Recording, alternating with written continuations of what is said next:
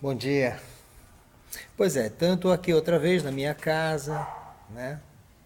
Lendo o que eu posso ler para resumir, para dar para você que vai fazer o concurso do TJ nível médio e você que não tem noções de direito, eu estou lhe passando essas informações de uma linguagem simples, assimilável, mas como você é uma pessoa inteligente, tanto é que quer fazer um concurso público, você saberá acompanhar essas orientações, de tal maneira que te aproveito. Não esquece de que você tem que ler o Código de Processo Civil nos artigos que eu estou citando, só. É, e quando terminar o processo civil, eu vou dar para vocês o número exato de todos os artigos que vocês têm que ler, tá? Aí você decora esses artigos e tira as dúvidas com a gente, que aí eu tenho certeza que você não vai zerar na prova. Talvez sejam os pontos importantes para você ser classificado, ainda que chamado daqui um tempinho mais, 6 meses, 4 meses, um ano, sei lá. Não esquece que são 90 vagas, mas das 90, meu irmão, muita coisa vai rolar, muita gente mais vai ser chamada, muita gente mesmo, tá? Pode apostar nisso. Mas eu quero tirar um momentinho hoje, só para falar sobre uns temas que são importantes, né? Que são os princípios do processo. Existem princípios que estão na Constituição. Estes princípios que estão na Constituição são princípios que devem ser seguidos em todas as leis que vêm abaixo dela.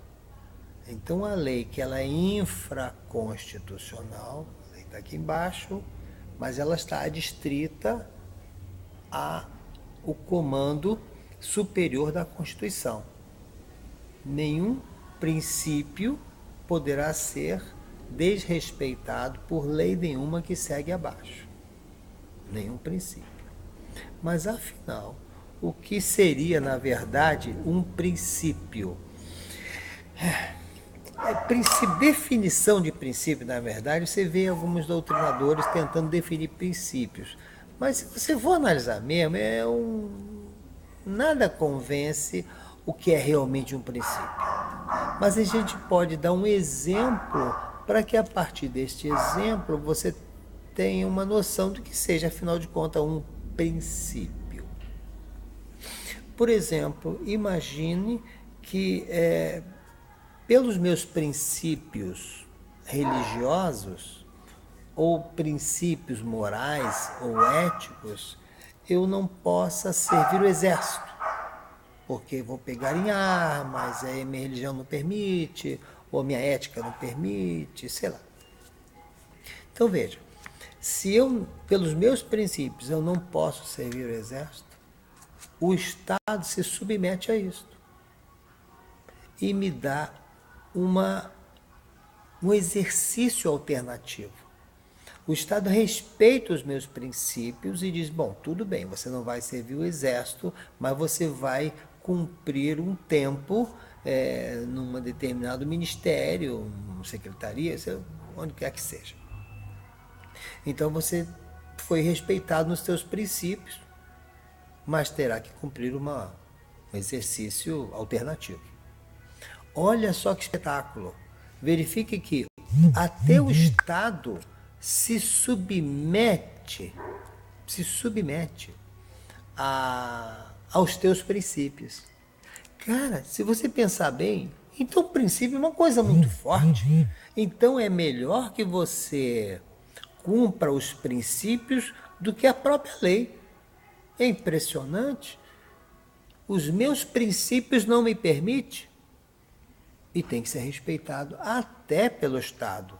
Então, princípios e normas não podem se conflitir, porque, na verdade, as normas têm que estar regidas por princípios.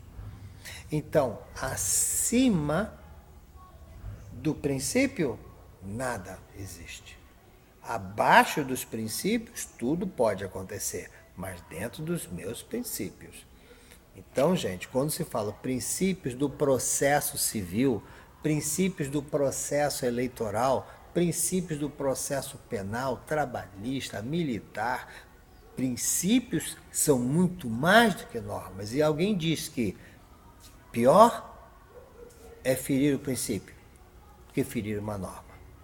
Então, o princípio é a alma, é aquilo que norteia a norma. A norma está escrita. A norma está escrita. O princípio, ele é dedutível. Muito bem.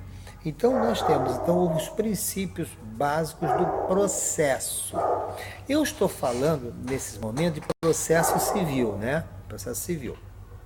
Mas eu quero dizer a você que os princípios que eu vou citar aqui, que são poucos, mas eu vou citar alguns deles mais importantes, são princípios do processo, que são aplicáveis a todos os outros processos, guardada as limitações. Mas para o concurso de vocês, os princípios que eu vou citar serão absolutamente suficientes e são fáceis de entender, ok?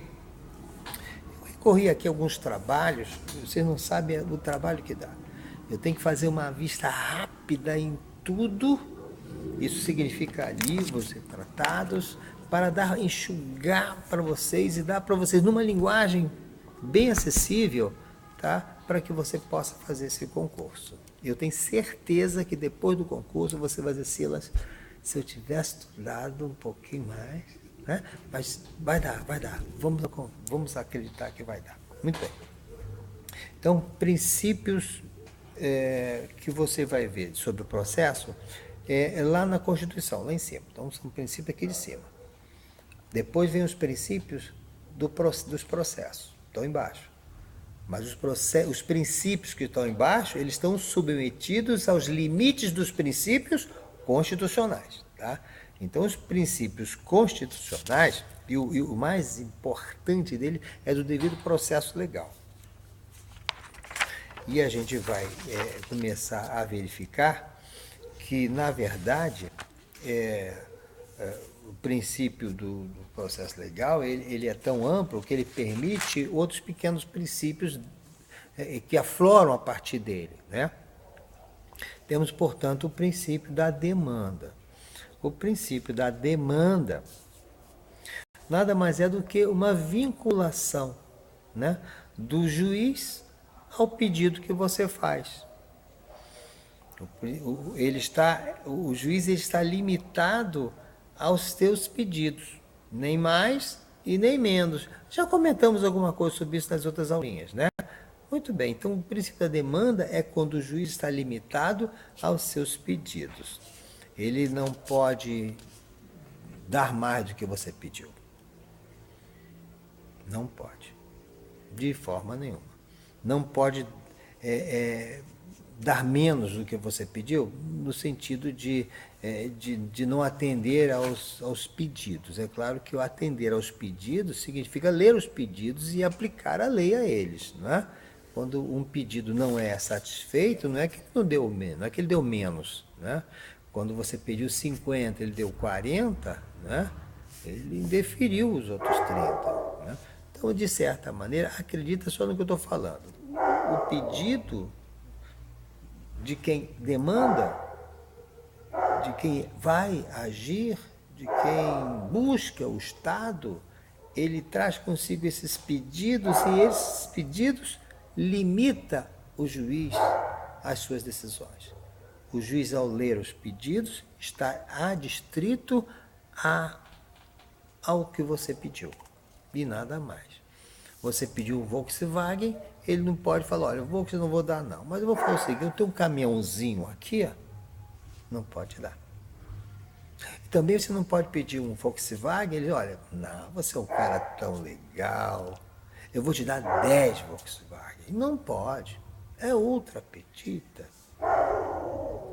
Portanto, você pediu um Volkswagen, ele falou, não, Volkswagen não. Foi o seguinte, toma aqui os pneus, tá? E depois a gente conversa o resto também. Não pode, porque não está limitado ao seu pedido. Então, ou ele vai dar um Volkswagen ou ele vai dar. Se não der, ele vai ter que justificar, ok? Então, pedido a demanda, mais ou menos é assim. O juiz está adstrito ao pedido. não é tão difícil de entender isso, né? A gente só não vai poder entrar em muitos detalhes doutrinários aqui, porque nem cabe a prova de vocês e nem teríamos tempo para isso. Mas tem muita discussão aí, tá? Tem um princípio do dispositivo, anota aí, do dispositivo. O que é dispositivo? Eu também já falei alguma coisa sobre disposição, né? Quer dizer, eu tenho, por exemplo, aqui uma caneta, alguma coisa, né, na minha mão, mas ela é minha, e eu posso dispor dela. Eu posso fazer com essa caneta o que eu quiser, posso jogar fora, posso dar para amigo, posso alugar, posso vender, rasgar, queimar, botar fogo, sei lá. Posso fazer o que eu quiser, que eu tenho disposição sobre esse objeto, né? Alguns direitos eu tenho disposição sobre eles também. Então, o princípio do dispositivo, na verdade, é quando você pode entrar na ação ou sair da ação. Você pode demandar ou pode sair da demanda. Você pode desistir, você pode não desistir, você pode continuar, você pode não continuar. Você pode propor, você pode trazer provas ou não pode trazer provas. Você pode trazer testemunhos ou não trazer. Veja como você pode dispor. Isso é disposição. Você viu como aquela namorada chata fica falando, você pensa que eu estou à tua disposição? O que ela está dizendo isso? Está dizendo, será que você pode me dispor? A hora que você quiser, eu estou disponível? Não, não é assim. Então, a ação, quando você fala em princípio dispositivo, na verdade, dizer, olha, que o autor e o réu, as partes, eles podem dispor do processo de alguma maneira manipulando, não na sua forma, mas no seu conteúdo. Eu posso perfeitamente demandar, ou não, eu posso apresentar provas, ou não, eu posso trazer testemunhas, ou não, eu posso dar andamentos, ou não, etc. Dentro de limites, evidentemente, legais. Esse é o princípio da disposição. Então, segundo é um autor muito legal, ele diz que o princípio da demanda baseia-se no pressuposto da disponibilidade. É isso aí.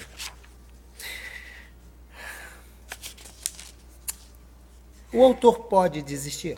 Isso é interessante, porque está dentro do princípio da disponibilidade. Ele pode desistir? Quer dizer que eu processo você, te levo ao juízo, aquele bababá todo, aquele mal-estar enorme, aí o autor, não quero mais não. Não, desisti. Pode? Tem limites. Tem limites. Até a citação, eu posso desistir. E depois da citação? O autor foi citado, o réu foi citado. E agora? Há limitações. Por exemplo, se a matéria é de ordem pública, interesse é público, né? Pode ser que você não possa mais desistir, porque agora interessa. Por exemplo, a questão agora são crianças, são menores, são incapazes. O Ministério Público tem que tomar conhecimento. Então, essa desistência não é absoluta. Há limitações, basta saber isso. Tem limitações, tem momentos que você não vai poder desistir da ação. Mas em regra, sim, você poderá desistir no início da sua ação. Pois bem, veja quanta coisa que corre aqui que a gente não pode mesmo abordar, porque são questões doutrinárias, bem mais aprofundadas, que não caem no seu concurso. Lembra apenas, eu estou lembrando aqui, a questão dos direitos indisponíveis, né? Tem direitos que você não pode expor, né? Principalmente a parte de família, a vida, por exemplo, é um direito que você tem, que você não pode dispor dela, né? Etc. Direito de trabalho, tem muito direito que você não pode dispor, não. Você não pode desistir. Por exemplo, férias, você não pode desistir. Você não pode chegar perto do patrão e falar, não quero férias. Não quero férias. Não pode, não. É direito seu indisponível, você tem que tirar férias. Tá bom? Porque o Estado se preocupa com isso. E se o Estado se preocupa com isso, você não pode se desistir, tá bom? Muito bem. O princípio da concentração dos atos, de acordo com o professor Cássio Scarpinella Bueno, o princípio da concentração dos atos processuais, também denominado princípio da eventualidade. Trata-se de princípio segundo o qual os procedimentos devem ser construídos e praticados a partir da imposição constitucional de celeridade e eficiência. Quer dizer, você não pode praticar atos de forma ilimitada, né? Muito lenta, não pode. O Estado exige que o processo tenha celeridade, porque alguém está precisando ser feita a sua justiça, alguém está esperando o resultado da decisão de um juiz, né? E também da eficiência. Na verdade, o processo tem que constar atos processuais que tenham eficácia, que tenham eficiência, né?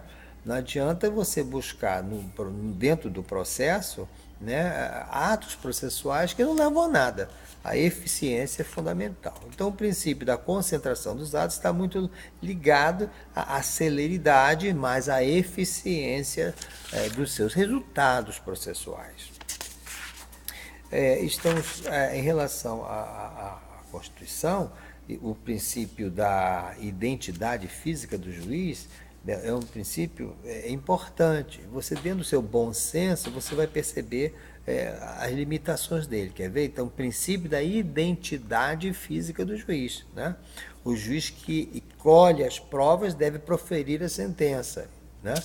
Claro, aquele que está envolvido no processo, espera-se que ele que seja o sentenciador, né? Porque não começa vai embora, passa para outro, um traz uma prova, analisa de uma forma, já o outro juiz já acha que não, essa prova não é boa, cada um motiva. Não.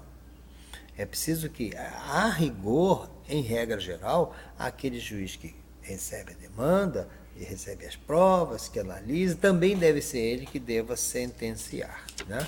Quais são os casos que poderia excepcionar? A morte do juiz, de alguma maneira, ele não possa, doença, etc. Tá bom? Muito bem. Princípio da menor onerosidade ao executado, tá? Em rápidas palavras, o princípio da menor onerosidade ao executado diz o seguinte: olha, eu estou sendo executado. Existem várias maneiras de executar os meus bens, né? Minha conta bancária, né? Pode pegar esse dinheiro meu lá na minha conta bancária, né? Ele pode levar o meu piano da minha casa, ele pode levar o meu carro, ele pode levar minhas ações da Petrobras. Petrobras não, tá meio confuso aquilo lá. Entendeu? Bom, qual é o mais gravoso? O mais gravoso é levar a televisão. Então, nós não vamos levar a televisão. Vamos executá-lo, mas ele já é melhor que leve as ações da Petrobras. Pode levar as ações da Petrobras, tal. Então, entre levar a televisão, que eu posso assistir o jogo do Vasco da Gama, timaço do Vasco da Gama, espetáculo, né? E levar as ações da Petrobras, qual seria a execução menos gravosa para mim? Leva as ações da Petrobras. Tá certo? Então, quando o Estado pode proferir uma decisão executória, ela vai proferir uma execução que seja menos gravosa àquela pessoa que está sendo executada. E não a mais gravosa, ferrar o cara. Não tem isso, tá?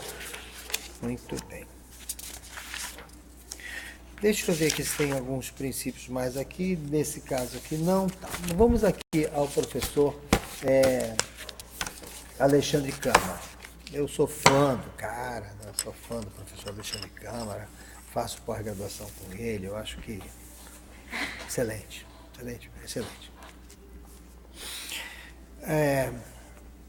Temos aqui o princípio do devido processo legal. O devido processo legal, o próprio nome, né, já ajuda você a entender, não é? É você estar submetido a um processo que está regular. E porque ele dá todas as amplas capacidades de defesa, né? De apresentar provas, de se recorrer e tudo mais. O amplo, é muito amplo esse devido processo legal.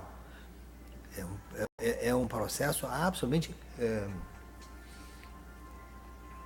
dentro da justeza, né? Tanto é que o Alexandre, ele me faz uma definição que eu acho muito legal, que diz assim, que é buscar a justiça, é buscar a legalidade, a regularidade, e dar todas as possibilidades principiológicas e normativas do processo.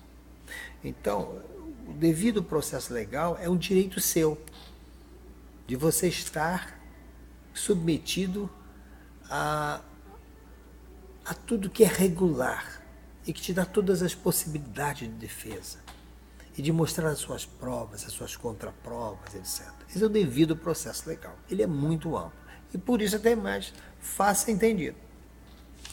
O princípio da isonomia, né, é aquele que parte do artigo 5º da Constituição, né, que todos são iguais perante a lei.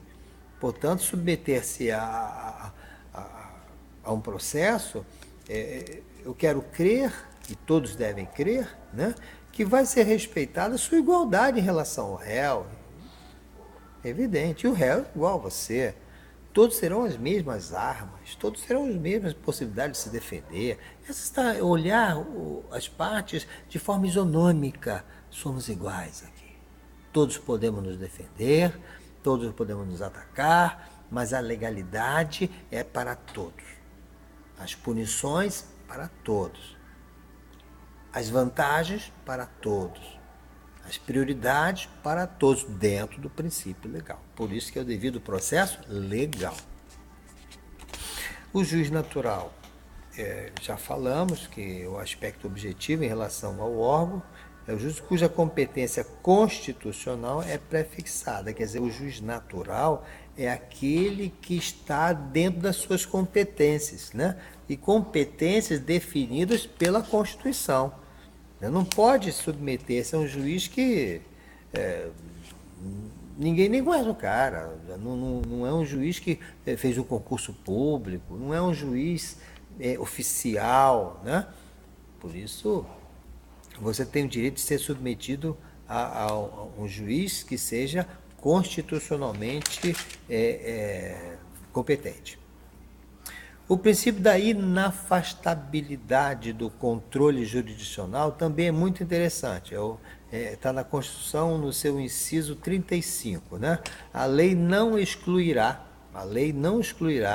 da apreciação do judiciário lesão de direito. O que quer dizer isso aí? É que o Estado ele está sempre pronto para lhe atender. Ele não vai se afastar de você.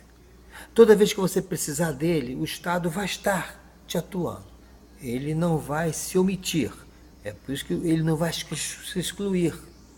Então, o princípio da inafastabilidade, eu poderia dizer o seguinte, olha, o Estado está sempre aqui, sempre pronto, para que toda vez que você precisar dele, ele estará para te ajudar, para te responder aos seus anseios, desde que legais. E se não for legais, ele vai te atender e dizer, olha, não é legal, mas ele te atendeu. Então, a inafastabilidade é a presença constante do Estado pronto a lhe atender às suas demandas. O princípio da motivação está lá na Constituição, no artigo 93, inciso 9, tá? Todo ato do juiz tem que ser motivado. Todo. Aliás, isso também corre lá quando vamos ver na parte administrativa. Tem que ser motivação do ato, para que o ato seja perfeito. Né? Ou tem até mesmo eficácia, ou validade.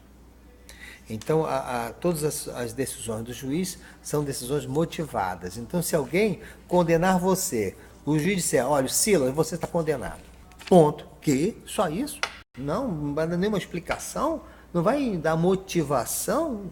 Não devo motivações, está condenado. Não existe isso.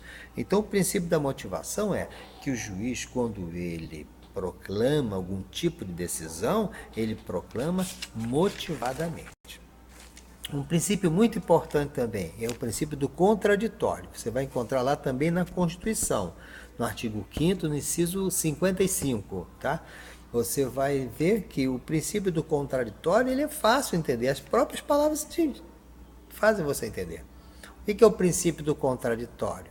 É que se alguém lhe demanda alguma coisa, você pode contradizer. Se alguém fala alguma coisa, você pode contradizer. Se alguém prova alguma coisa, você pode também questionar essa prova. O princípio do contraditório é dizer o contrário. É o princípio de eu poder me defender praticamente. É o contraditório. Como? Ele me acusou, me julgou, me condenou, eu não pude me defender, eu preciso. Peraí, seu juiz, eu quero falar também. É o princípio do contraditório. Isso é garantido pela Constituição. É um princípio muito importante. O princípio da duração razoável do processo, ele também é muito relativo no sentido de ele só não é mais relativo porque ele usa a palavra razoável, né? Então ele fica absoluto no sentido da razoabilidade. O que é a duração razoável do processo? Artigo 5º da Constituição, inciso 78. O que é a razoabilidade do processo, a duração dele, né? É claro que a, a, um processo não pode se arrastar durante 40, 50, 60 anos, né? Mas depende do processo. Né? Um processo de inventário, por exemplo, onde você tem alguns imóveis que eram de Beltrano, mas Beltrano morreu, foi embora para a Bahia, outro foi embora para a Argentina, não sabe onde ele está. Até você achar isso tudo, o inventário fica muito demorado por vezes, é até muito caro. Mas infelizmente é razoável, porque um morreu, foi para a Europa, sumiu, desapareceu. Então, nesse caso, o que nós estamos dizendo é que a duração seja razoável. Ele não está dizendo que a duração seja rápida ou que ele seja demorada. Ele está não que seja razoável dentro do contexto. Ações rápidas, tem que ser muito rápido. Ações cautelares, por exemplo, você vai a um perigo da demora, a um direito absoluto e você questionar alguma coisa e eu preciso celeridade aquilo ali, né? De maneiras que o que se fala na duração razoável do processo é que ele seja razoável ao caso concreto. Um processo de separação consensual não pode durar tanto quanto um processo de um inventário de bens espalhados no mundo todo, né? Em que não se sabe quem são os donos, né? De maneira que a razoabilidade é fundamental no prazo do processo. Esse é a duração razoável do processo. Muito bem, gente. Então, falamos alguma coisa sobre princípios para vocês. Guardem isso. Não esqueçam que quando terminar o processo civil, eu vou citar os artigos para vocês todos relerem. Aí você relê os artigos, tira as dúvidas para a gente. Eu já dei o meu e-mail para vocês, drsilasmelo, melo com 2 L's, @gmail.com. Ou então pelo Facebook, que é melhor, porque as tuas dúvidas serão lidas por todos e minhas respostas também, tá certo? Muito bem, gente, vamos ficar por aqui e vou começar a preparar outras aulas. Eu tenho pensando que com mais 4 ou 5 aulas eu termino o processo civil no que interessa para vocês, no linguajar de vocês, tá bem? Depois a gente vai falar sobre processo penal, ok? Tá bom, gente. Fique com Deus.